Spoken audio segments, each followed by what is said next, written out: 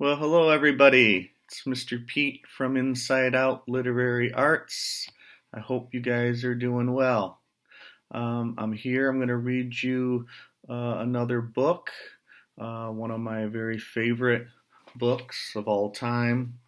It's called Small Pig by Arnold Lobel. I love this book about as much as a pig loves mud, and you know how much pigs love mud.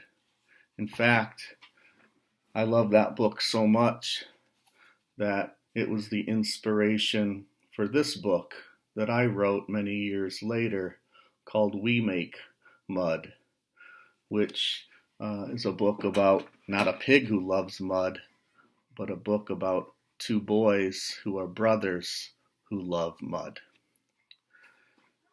So as you can see on the cover of this book, Small Pig, we've got our main character, Small Pig, and you can see what he's standing in right there, which is a puddle or a pig pen made of mud.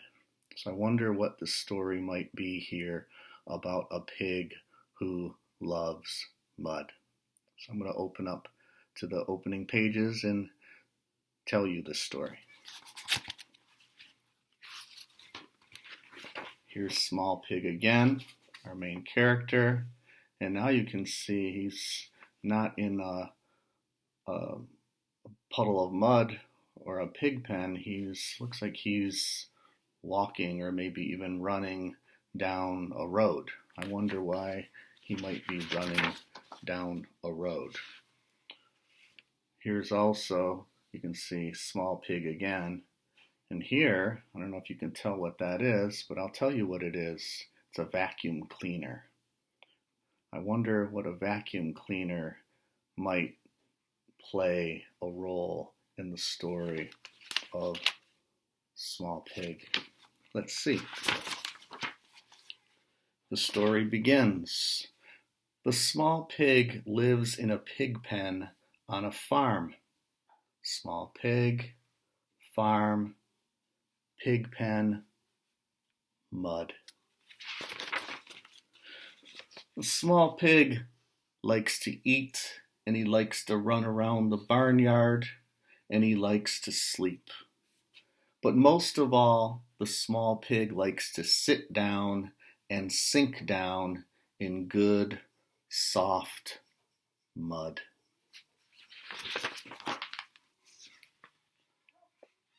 Now, Small Pig doesn't live alone. He's got a family right here, the farmer and the farmer's wife. The farmer and his wife love the small pig. We think you are the best pig in the world, they say. And you can see Small Pig is looking up at them quite adoringly from his big old pig pen made out of mud. So things are going well so far for our main character until one day paradise is disrupted. One morning, the farmer's wife says, "Today I will clean my house." So she cleans the upstairs. You can see what she's cleaning with, right? A vacuum cleaner. Then she cleans the downstairs. So maybe that's the role that the vacuum cleaner plays. And now you can see her from her upstairs window looking out on the rest of the farm. "My house is spotless," says the farmer's wife, "but the rest of this farm is very dirty. I will get to work and clean it up." You can see here Small Pig in his mud paradise. I don't think he knows what's about to come. The farmer's wife cleans the barn and the stable and the chicken coop. There's probably a lot of things to clean in a chicken coop. Then she comes to the pig pen. And here, if you look at the expression on Small Pig's face, he's looking a little confused. "Heavens!" cries the farmer's wife. This is the dirtiest spot of all. So, with her vacuum cleaner, she cleans the pig pen and she washes the pig. She gives him a bath. Do you think Small Pig likes to take baths? I don't think so. That's better, says the farmer's wife. Now everything is neat and shiny.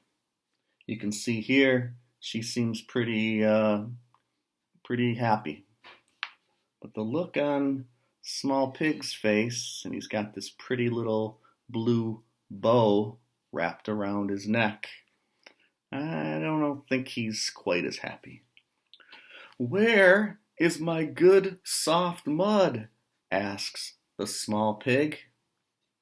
I guess it's gone, says the farmer. I'm sorry. What can he do? But our Small Pig, can see the look on his face. He is more than sorry. He is, you see that word? Angry. This place is too neat and shiny for me, he says. So that night, Small Pig runs away. So now remember the road earlier on in the beginning pages? Now we can see why maybe that Small Pig took to the road. I wonder where he's going. Soon, Small Pig finds a swamp. Ah, cries the Small Pig, here is some good, soft mud. Because remember, he's leaving the farm because the mud, the thing that he loves most, is gone. So now he's going to go searching maybe for a new home. But that new home has to have one thing in order for Small Pig to be happy. And you know what that one thing is. M-U-D, mud. The Small Pig sits down and sinks down into the mud. Lovely, lovely, he says, and then he goes to sleep. Okay, seems pretty content right there. Do you think the story's going to end there, though? No.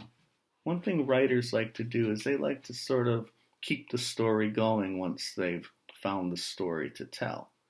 So I think that there's more pages and more adventures to come for Small Pig. Ouch, says the Small Pig as a dragonfly bumps into his nose. Oops, says the Small Pig as a frog jumps onto his head. Yow, says the Small Pig. A turtle is biting his tail. These are the other creatures of the swamp.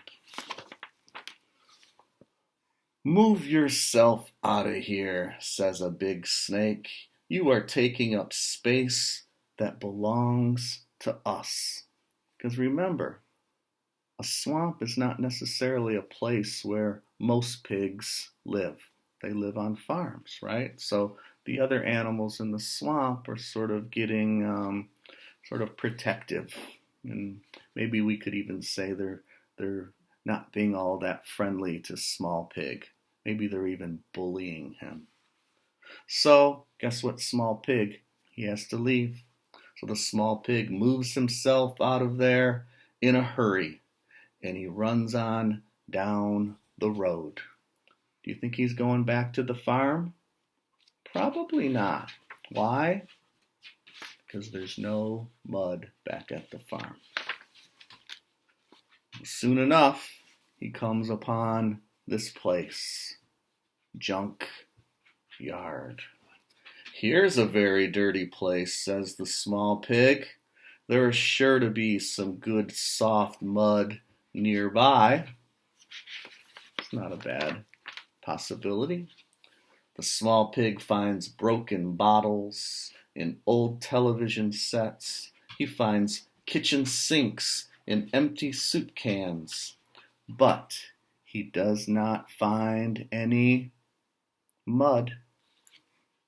I don't think he's going to stick around the junkyard, do you?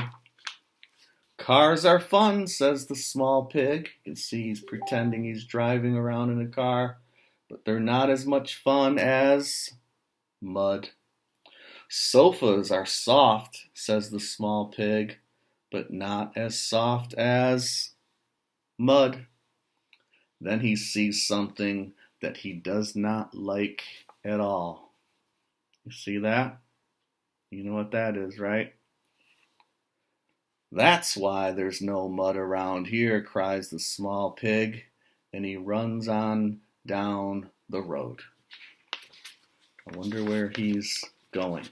And I guess we could agree that at this point, small pig is on a journey. He's on an adventure in search of the thing that he loves. At the end of the road is a large city. That's the large city.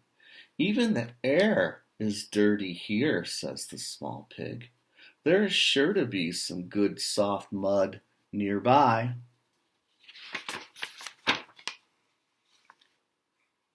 So guess what? Small pig, he goes down the road into the big city.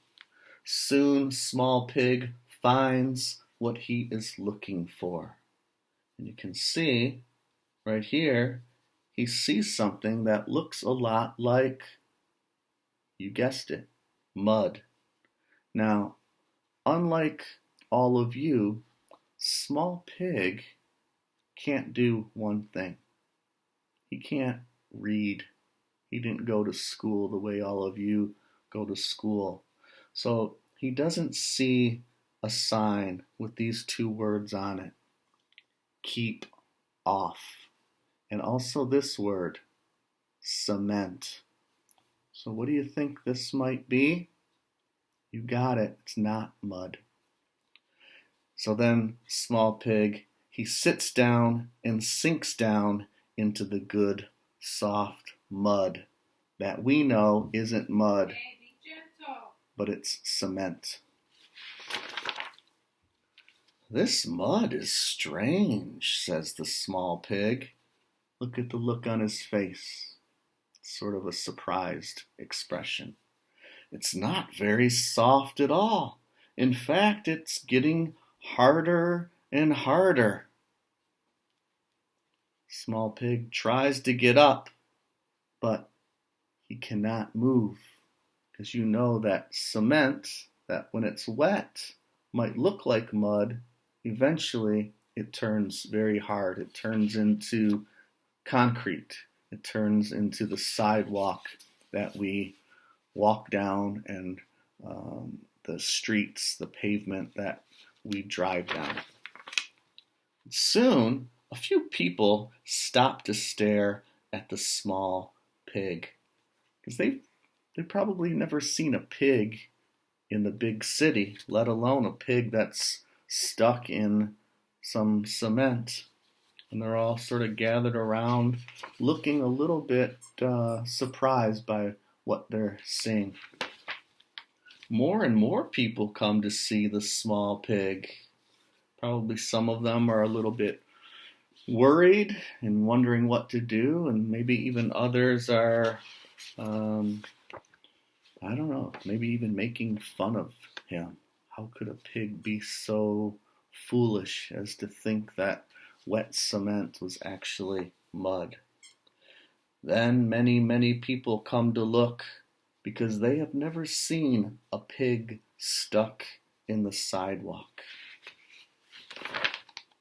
Have you ever seen a pig stuck in the sidewalk? You have now. Now, meanwhile, while all of this is going on, guess what?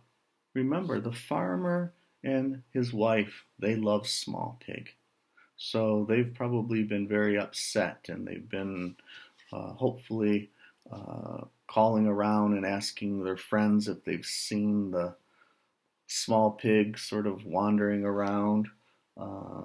And you can see they're in their car, so they've been looking for the small pig. The farmer and his wife drive by in their car. Look at that big crowd of people, says the farmer. Let's stop and see what's happening. All right, says the farmer's wife, but hurry. We must keep looking for our lost pig. The farmer stops the car. "What's happening here?" he asks a man. "Oh, nothing much," says the man. "There's just a pig stuck in the sidewalk." You can see them here. They jump out of that car lickety-split, and they're running with open arms toward their beloved small pig. "Heavens!" cries the farmer's wife. "That is our pig that's stuck in the sidewalk. Call the police! Call the firemen!" shouts the farmer. Now, by this time, everyone in the city has come to see the small pig. The policemen hold back the huge crowd, and you can see here small pig looking up at his farmer and the farmer's wife, and they're all looking pretty troubled right now in terms of what are we going to do. I wonder what they're going to do. What would you do if your beloved pig was stuck in wet cement that turned hard? They've called the firemen. So the firemen bring their tools to break the sidewalk. You can see they've got like an axe and maybe a big hammer and this thing here called a jackhammer. That'll, I think, solve the problem. "Please," says the farmer's wife, "be very careful. We think that small pig is the best pig in the whole wide world." So the firemen work very carefully. You can see, and soon the small pig is set free. He jumps into the arms of the farmer and his wife. And you can see here, they're reunited and they're feeling pretty good about what's going on. Do you think the story ends there? Not quite. And I want you to think about this too. Remember, they're going to be going back, hopefully, together, the three of them, back to the farm. But is Small Pig going to be completely happy about going back home? Think about that. Maybe why not? So they all drive home together. They leave the big city. This big crowd of people are probably saying, "See you later." And as luck would have it, just as they come to the farm, you can see the sky gets all dark and a storm begins. And it rains and it rains. Now remember, what happens when it rains and when rain falls to the earth and it hits the dirt? And guess what gets almost magically made? You got it. Mud.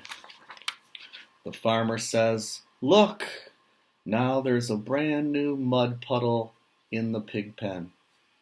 And the farmer's wife says, "I promise never to clean it up again."